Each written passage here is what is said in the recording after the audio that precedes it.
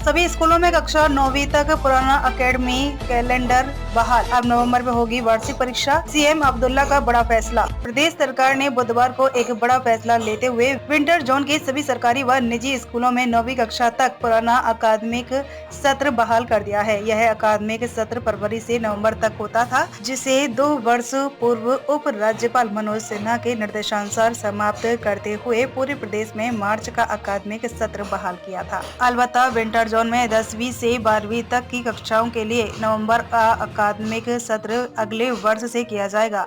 पुराना अकादमिक सत्र बहाल करने की घोषणा स्वयं मुख्यमंत्री उमर अब्दुल्ला ने की है। ठंड बर्फबारी के कारण जनजीवन प्रभावित है।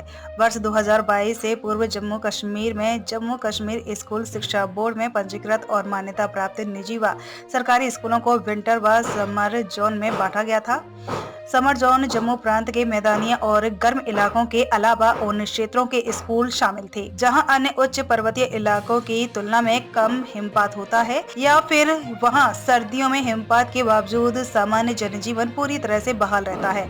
विंटर जोन में कश्मीर घाटी समेत प्रदेश के वह सभी इलाके जहां सर्दियों में भीषण ठंड और हिमपात के कारण सामान्य जनजीवन प्रभावित रहता है।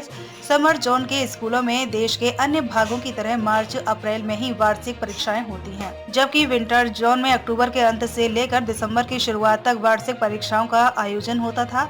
अकादमिक कैलेंडर को लागू करने का आदेश उप राज्यपाल मनोज सिन्हा ने वर्ष 2022 में उच्च शिक्षा विभाग के अकादमिक कैलेंडर और देश के अन्य भागों के अकादमिक कैलेंडर के अनुरूप ही जम्मू कश्मीर के हर क्षेत्र के अकादमिक कैलेंडर को सुनिश्चित बनाने के लिए विंटर जोन के अकादमिक कैलेंडर को समाप्त कर पूरे प्रदेश के लिए एक ही अकादमिक कैलेंडर को लागू करने का आदेश दिया था। इस आदेश को हालांकि लागू किया गया है, लेकिन इसका पहले ही दिन से विरोध हो रहा है। चुनाव के दौरान भी यह मामला कई जगह मुद्दा बना हुआ था और नेशनल कॉन्फ्रेंस ने यकीन दिलाया था कि वह सत्ता में आने पर विंटर जोन में पुराना अकादमिक सत्र बहाल करेगी। सरकार के गठन के बाद यह मांग और ज्यादा मुखर हो गई थी।